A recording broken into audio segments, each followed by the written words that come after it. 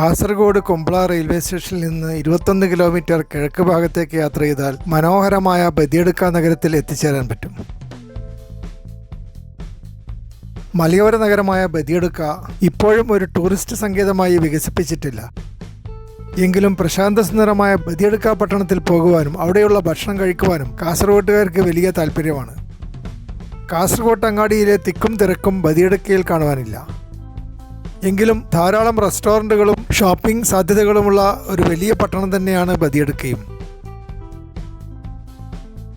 കുമ്പളയിൽ നിന്ന് ബദിയടുക്കയിലേക്ക് പോകുമ്പോൾ കുനിൽ സ്കൂളാണ് ആദ്യം കാണുന്ന വിദ്യാഭ്യാസ സ്ഥാപനം.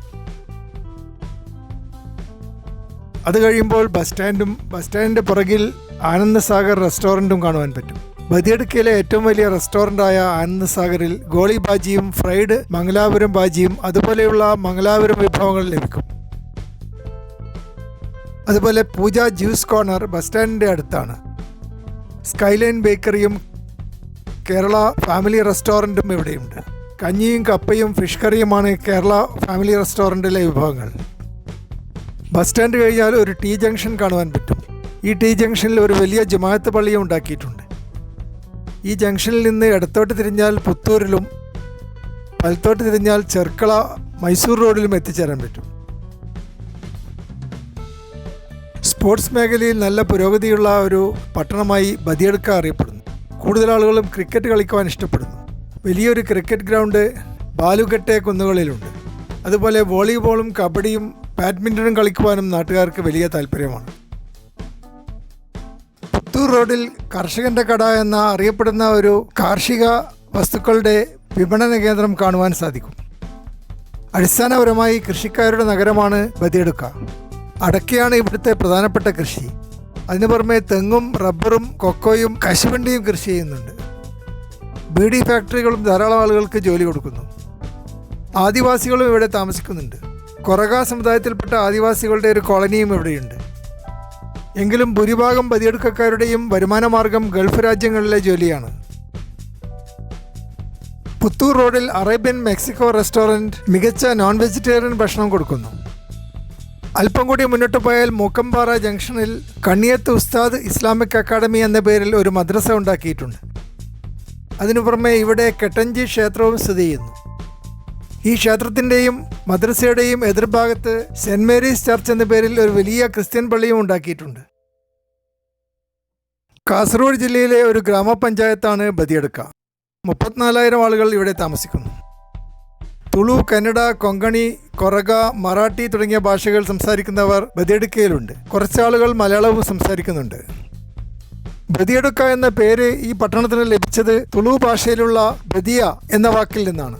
ബദി എന്ന് പറഞ്ഞാൽ തുളു ഭാഷയിൽ അമ്പലം എന്നാണ് അർത്ഥം. അതുപോലെ അടുക്ക എന്ന് പറഞ്ഞാൽ സമതല പ്രദേശം അല്ലെങ്കിൽ മൈതാനം എന്നാണ് അർത്ഥം. അങ്ങനെയാണ് ബദിയുള്ള അടക്ക ബദിയടുക്കയായി മാറിയത്.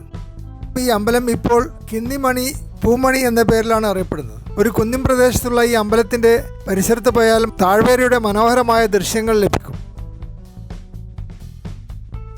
ബദിയടുക്കയുള്ള ആളുകൾ ധാരാളമായി ബാംഗ്ലൂരിൽ ജോലി ചെയ്യുന്നു.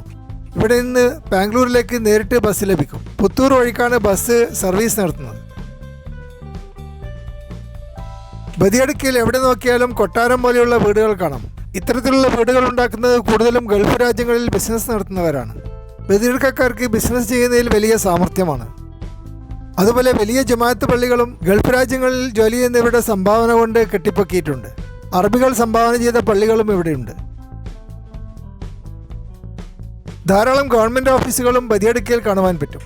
സബ് രജിസ്ട്രേഷൻ ഓഫീസും ഇലക്ട്രിസിറ്റി ബോർഡിൻ്റെ അസിസ്റ്റന്റ് എഞ്ചിനീയറിംഗ് ഓഫീസും PWD എഞ്ചിനീയർ ഓഫീസും ഇവിടെയുണ്ട്. കലാപരമായ മേഖലയിലും സാംസ്കാരിക പരിപാടികളിലും സ്പോർട്സ് മേഖലയിലും വളരെ പുരോഗമിച്ചവരാണ് ബദിയടുക്ക സ്വദേശികൾ. ധാരാളം ക്ലബ്ബുകളും സൊസൈറ്റികളും ഇവിടെ രജിസ്റ്റർ ചെയ്തിട്ടുണ്ട്. ഗ്രാമീണ ആർട്സ് ആൻഡ് സ്പോർട്സ് ക്ലബ്ബും പർഡാല ആർട്സ് ആൻഡ് സ്പോർട്സ് ക്ലബ്ബും വൈഗ ആർട്സ് ആൻഡ് സ്പോർട്സ് ക്ലബ്ബും യുണൈറ്റഡ് ആർട്സ് ആൻഡ് സ്പോർട്സ് ക്ലബ്ബും young brothers arts and sports ക്ലബ്ബും ബദിയടുക്കയിലും പരിസര പ്രദേശങ്ങളിലും കാണുവാൻ പറ്റും. പർഡാല പള്ളി കുന്നിൻ പ്രദേശത്താണ് കാണുവാൻ പറ്റുന്നത്. ഇവിടെ 2 വർഷം കൂടുമ്പോൾ വിപുലമായ തോതിൽ ഒരു ഉറൂസ് നടക്കാറുണ്ട്. അതുപോലെ ഉദനേശ്വര ക്ഷേത്രവും പെർഡാലയിലുണ്ട്. ഇവിടെയുള്ള ഉത്സവവും വ്യാപകമായ ആഘോഷങ്ങളോടുകൂടിയാണ് നടത്താറുള്ളത്. ധാരാളം വിദ്യാഭ്യാസ സ്ഥാപനങ്ങളും ബദിയടുക്കയിലുണ്ട്. നവജീവൻ ഹൈസ്കൂൾ പെർഡാലയിലാണ്. അതുപോലെ ഹോളി ഫാമിലി കോൺവെന്റ് സ്കൂളും ഇവിടെയുണ്ട്. ശ്രീ ഭാരതി വിദ്യാപീഠം ബദിയടുക്കയിലെ മറ്റൊരു സ്കൂളാണ്. മികച്ച റെസ്റ്റോറൻറ്റുകൾ ബദിയടുക്കയുടെ 3 ഭാഗങ്ങളിലും കാണുവാൻ പറ്റും. കഫിയ റെസ്റ്റോറൻറ്റ് യൂറോപ്യൻ ശൈലിയിൽ ഡെക്കറേഷൻ ചെയ്ത ഒരു റെസ്റ്റോറൻ്റാണ്. അതുപോലെ ദിൽദാർ ഫാമിലി റെസ്റ്റോറൻറ്റ് മികച്ച നോൺ വെജിറ്റേറിയൻ വിഭവങ്ങൾ നൽകുന്നു. ഫുഡ് മാജിക് റെസ്റ്റോറൻറ്റ് ഒരു അലുമിനിയം ഫാബ്രിക്കേഷൻ കമ്പനിയുടെ അപ്സ്റ്റേഴ്സിലാണ് നിലകൊള്ളുന്നത്. അതുപോലെ ഫുഡ്ലാൻഡ് ഹോട്ടൽ ഇന്ത്യൻ, അറേബ്യൻ, ചൈനീസ് വിഭവങ്ങൾ നൽകുന്നു. മലാസ് റെസ്റ്റോറൻറ്റ് ഫ്രൈഡ് ചിക്കൻ്റെ സ്പെഷ്യലിസ്റ്റുകളാണ്. നിത്യാനന്ദ ഹോട്ടൽ പഴയ ശൈലിയിലുള്ള ഒരു ഫാസ്റ്റ് ഫുഡ് റെസ്റ്റോറൻ്റാണ്. അതുപോലെ മികച്ച ബേക്കറികളും കൂൾബാറുകളും ഐസ്ക്രീം പാർലറുകളും ഇവിടെയുണ്ട്. ഫെറാറോ കേക്ക്സ് മനോഹരമായ നീല ബോർഡ് കൊണ്ട് കസ്റ്റമേഴ്സിനെ ആകർഷിക്കുന്നു. ഗോൾഡൻ ഫോർ ബേക്കറി ആൻഡ് റെസ്റ്റോറൻറ്റും മികച്ച ക്വാളിറ്റിയുള്ള ബേക്കറി ഐറ്റംസ് കൊടുക്കുന്നു. കമ്മത്ത് കോൾഡ് ഹൗസും മറ്റൊരു കൂൾബാറാണ്. പപ്പാസ് ക്രീം പാലസും പേര് നേടിയിരിക്കുന്നു. ബദിയടുക്കയിൽ നിന്ന് ചെർക്കളയിലേക്കുള്ള റോഡിൽ 21 കിലോമീറ്റർ പോയാൽ കാസർഗോഡ് എത്തിച്ചേരാൻ പറ്റും. ഈ റോഡിൻ്റെ തുടക്കത്തിലാണ് മനോഹരമായ ഗണേശ മന്ദിരം.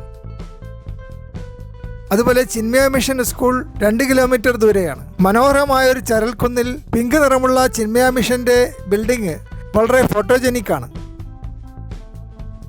അതുപോലെ പെർഡാലയിൽ ഒരു ഗവൺമെൻറ് ഹൈസ്കൂളുമുണ്ട്. ഈ പ്രദേശം അപ്പർ ബസാർ എന്ന് അറിയപ്പെടുന്നു. റോഡിൻ്റെ 2 വശവും ധാരാളം മരങ്ങൾ നിറഞ്ഞു നിൽക്കുന്നുണ്ട്. ശീമക്കൊന്നയും ബദാം മരവും വാഴക്കൃഷിയും തെങ്ങിൻ തോട്ടവും ഇവിടെ കാണാൻ പറ്റും. അതുപോലെ വട്ടയില എന്ന് കണ്ണൂർ ജില്ലയിലും പൊടുവണ്ണി എന്ന് മലപ്പുറം ജില്ലയിലും പറയുന്ന മരങ്ങളും ഇവിടെ ധാരാളമായി കാണുവാൻ പറ്റുന്നുണ്ട്. കാസർഗോഡ് ജില്ലയിൽ പൊതുവെ ഈ മരത്തെ അപ്പച്ചെമ്മിൻ്റെ ഇല എന്നാണ് പറയാറുള്ളത്. അതുപോലെ ധാരാളം പാർക്കിംഗ് സൗകര്യങ്ങളുള്ള വലിയ റെസ്റ്റോറൻറ്റുകളും ചെർക്കള റോഡിൽ കാണുവാൻ പറ്റും. റോയൽ ഫാമിലി റെസ്റ്റോറൻറ്റ് ഇത്തരത്തിലുള്ള ഒരു വലിയ റെസ്റ്റോറൻ്റാണ്. അതുപോലെ ജാത്താർ ഫാമിലി റെസ്റ്റോറൻറ്റ് നെല്ലിക്കട്ടയിലാണ് ഉണ്ടാക്കിയിട്ടുള്ളത്. ഹൈ പ്രൊഫൈൽ ഇല്യൂമിനേഷൻ ഇവിടെ കാണുവാൻ പറ്റും.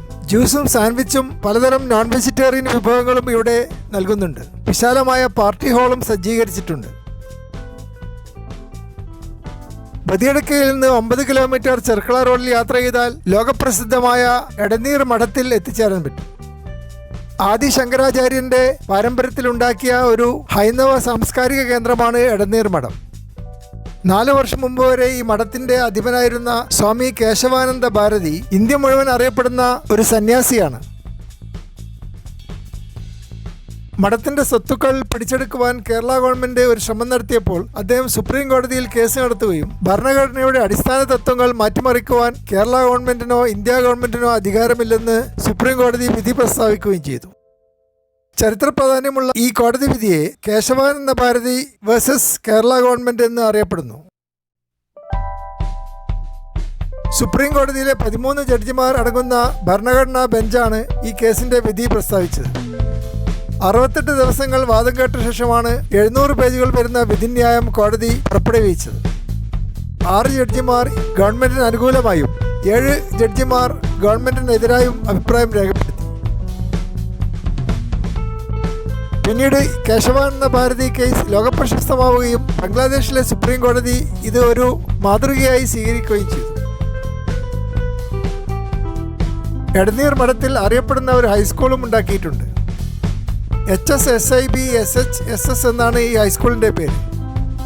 His holiness Shri Eshwarananda Bharathi Swamiji's higher secondary school എന്നാണ് ഈ സ്കൂളിൻ്റെ മുഴുവൻ പേര്.